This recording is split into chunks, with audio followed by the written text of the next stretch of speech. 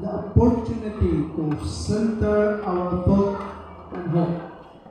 It's a beautiful chance to remember the hope of God offers to our lost and dying world, and that He's given us through Jesus. Let us pray. Father, as we light this candle of hope, let your hope arise in our hearts. Lift our eyes up to see that you alone are where our hope comes from. Help us to shake off the anxiety, discouragement, and distraction that have been this year. May we force to remember that we have hope in you. Amen.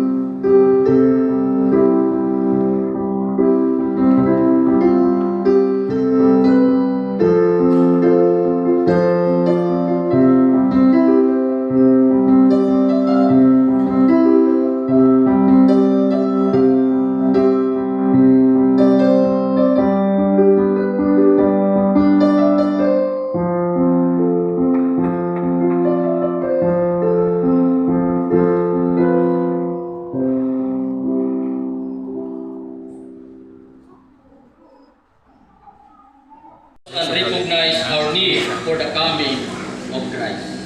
And so, mga gidakutan ganina ug nadungog nato ang atoa nga pag-ampo alang niining unang Domingo sa Advent.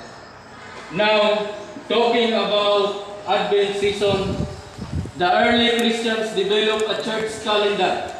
Oriented Passion Week, some Sundays, Palm Sunday, Good Friday, Easter Sunday, Pentecost, so on and so forth. Dagan pang mga butang na naa din ang dapitan. Just like the Transfiguration of Jesus, that's giving the baptism of Jesus, and other events of the life of our Lord Jesus Christ. Now, our gospel today aid us in our preparation and waiting to be prepared to welcome Jesus in our lives. Sa sambingay ni Jesus, iyang gipahayag ang bation sa mga Kristohanon samtang mangandoy ug magpaabot sa iyang pag-abot. Nakahibalo na si Jesus kung unsa ang atuang bation samtang kita magpaabot niya. Siya nasayod sa espiritu sa tao nga dili makapailog ug dili ug dali mulungan sa sigig paabot, sa sigig paabot, sa sigig paabot nga wala gihapon mahitabo ang iyang pagbalik. And so Jesus said concerning that day and hour no one knows, not even the angels of heaven, nor the Son, but the Father only.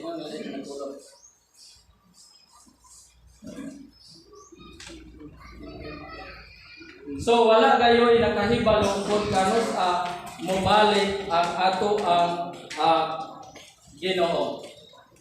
Sa sambingay dinhi nga ato ang makita.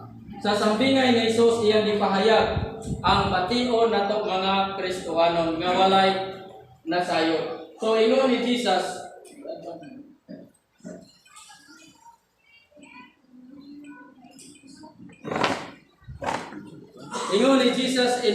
in chapter 13 verse 33, Jesus said, "Be on guard, keep awake, for you do not know when the time will come."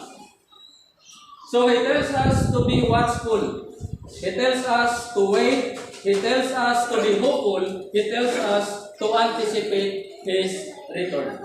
Kung ato ang alantawon ang coming of Jesus Christ, sa mga sambingay nga ato ang nagibasa, Jesus warned us to be on guard, keep awake, for you do not know when the time will come. So yata gihatagan og hen nga kinahanglan nga mag-andam ta kanunay sa atong kaugalingon. Then in his parable, he started his parable with the words, "It is light." When Jesus uses the word "it is light" in his introductory part, he is inviting his hearers to have a parallel between the familiar daily routine of life and the mysteries of faith. Yang gigamit kung unsa ang ato ang daily routine of life and mahitungod sa mystery sa ato ang pagtuo. Kung imo nga lang tawo ang mao nga sambingay, the familiar daily routine is that a man leaves his house to go on a journey. Pariho sa ato nga panahon karon nga kanunay tang munaog sa atong panimalay, mubiyata sa atong panimalay para moadto ta sa ato nga trabaho. Dinhi wala gisulti kung asa moadto kini nga mao nga tawo, but igigamit ni Jesus na mao ni ang pinaka-familiar nga routine sa mga tawo at the time that a man leaves his house to go on a journey. But before nga moadto siya sa mao nga journey, this wealthy man, before he will leave his house, he called all his servants and instructed each of them sa ilaha nga mga trabaho. Some servants will take care sa mga buhit sa mao nga agalon. Some will maintain the cleanliness inside the house. Some will make a necessary repair, and the assigned doorkeeper should keep watch so that the door will be open when he return home. So ang mga sulugoon kinahanglan nga walay magpatulog-tulog. O kinahanglan nga ilang trabahoon kada adlaw ang ilang tagsa-tagsa kada kaugalingong trabaho, bisan wala sila makahibalo kung kanus muuli ba karong adlaw ang ilang agalon o dili. So Jesus said, concerning that day, wala yoy nakahibalo. Ang mga sulugoon gibilin kinahanglan walay magtinapulan. Walay sulugoon nga makaingon nga dili pa to karon muuli ang akong agalon busa maglingaw-lingaw usa kita. Pasagdahi sa nang mga hugaw diha sa balay. Unya na ilabay ng mga basura. Walay rason nga mangandam ta karon kay dili moabot ang atong agalon. Kung ingon niini ang kinaya sa mga sulugoon nga gibilin sa balay. What happened? Ang balay, mahitabo sa balay, mahimong mahugaw o magkaabot. O ang pultahan, tayan ang bisagra o lisod na abrihan. Ang mga sulugoon, nahimo ng tapulan. O nangaluya tungod kay walay pagbansay sa inadlaw nga mga buluhaton. Now the question is, as we prepare sa coming of our Lord Jesus Christ, sama ba kita niini nga mga sulugoon sa atong pagkinabuhi, sa atong pag-alagad sa Ginoo? Ang atong espirituhanon nga kinabuhi, dili ba sama niini nga balay nga abugon? o hugaw tanawon. Ang atong espirituanon nga kinabuhi dili basama niini nga pultahan nga lisod ng abrihon nga mao'y nahimong hinungdan nga dili na makatuhog ang pulong sa Dios sa atong kasing-kasing tungod sa garbusong kinaiya nga mao'y nakapataya sa atong kasing-kasing.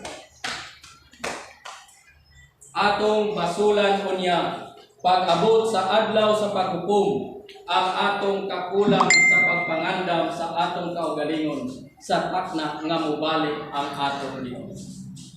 Advent is a time for putting our spiritual house in order. Karon ang panahon nga atong susihon ang atong tinuod nga espirituhanong kahimtang sa kinabuhi. Mahimong atong maandam ang atong kinabuhi sa pagbalik sa Ginoo kung ang pulong sa Dios atong ipatuhog sa atong kasing-kasing o dili kita magkakuban sa kaugalingong pagkamataron. Tungod kay kining mga dili maayong binuhatan o mga dili maayong kinaiya nga naa sa atong kinabuhi, mao kini ang makapugong nga dili kita mahimong andam sa tinuoray nga pagpahari ni Jesus sa atong kinabuhi.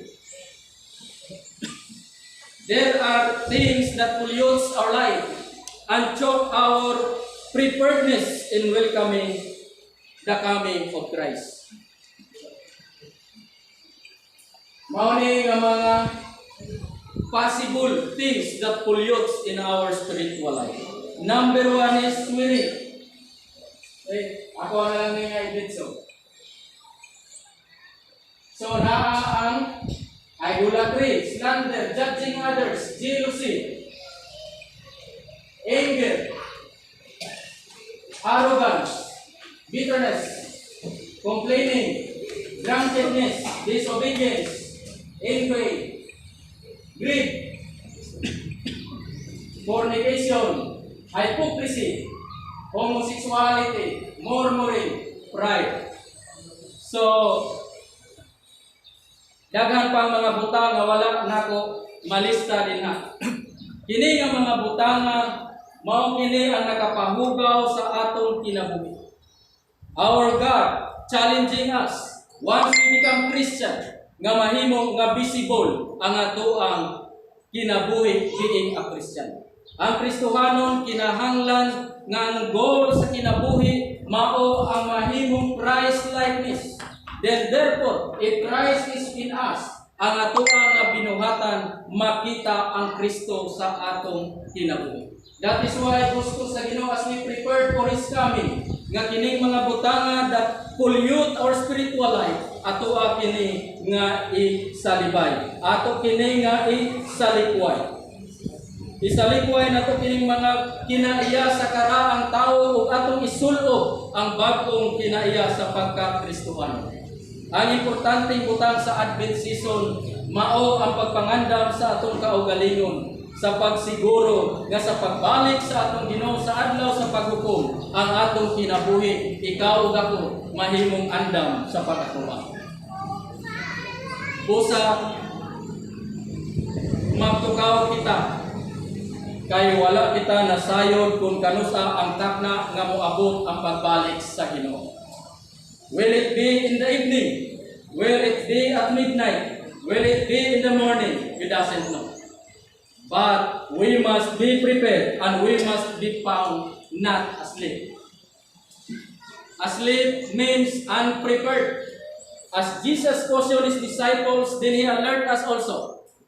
So we must be prepared and aron dili ta mabutang sa danger in the coming of our Lord Jesus Christ. Jesus promised to come again. Iya nga gisaad nga siya gayon mobalik. He said to His disciples, ingon niya sa iyang mga disciples, and if I go and prepare a place for you, I will come again and will take you to myself, that where I am, you may be also. Now, Jesus assured us that He will come again, like the master of the house in this parable, but we do not know when He will return. Jesus said, "So therefore you must be ready, for the Son of Man is coming at an hour you do not expect." Sa panahon nga maglingaw-lingaw ka, sa panahon nga atong gilantaw nga nanay seguridad ang atong kinabuhi, sa panahon nga wala tay mga problema, sa panahon nga walay kagulya nga madungog nato sa atong kinabuhi, mahimo nga ang Ginoo mobalik ni anang panahon. And makahuna-huna ta nga secured na ta. But kung kulang ta og pag-prepare sa atong kinabuhi, mahimo nga you will be in danger at the time.